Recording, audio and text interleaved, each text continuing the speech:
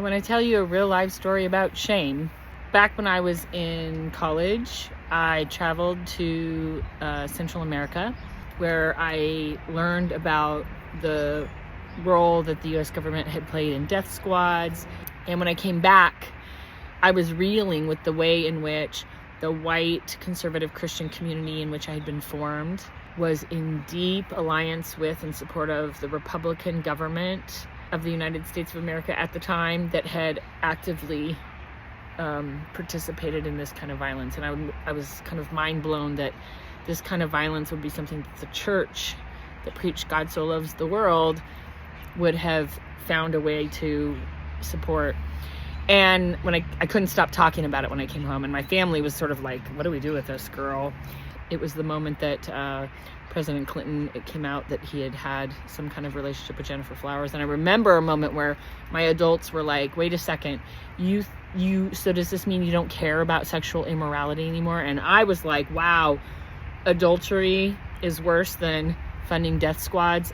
I think the world no longer makes sense. So it was a really hard time in my relationship with my family. But one of the adults in my life kept trying to ask questions about what I was now believing and understanding. And then one day I went a little too far.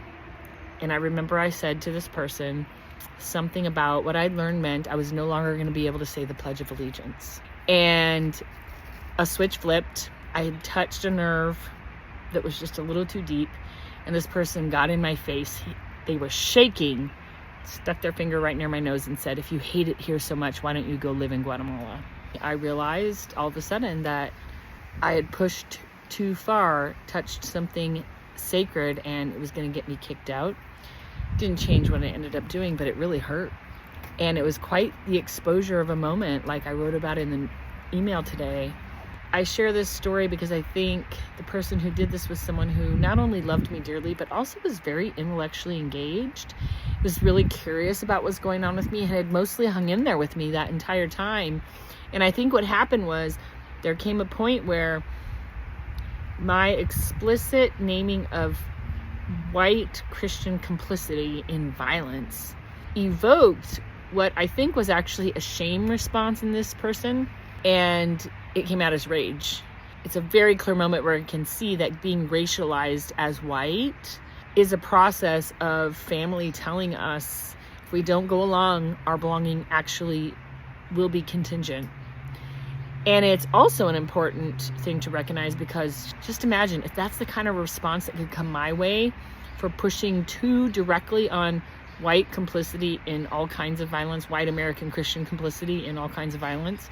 That response could come to me from someone who loved me dearly. I know this person did. Just imagine what shame, which comes out as rage, looks like when people of color push to directly name complicity of white U.S. Americans in violence.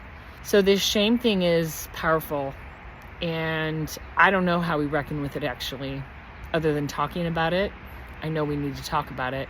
We need to talk about it with one another, and we need to be about reaching out to experts who know a lot more about it than I do.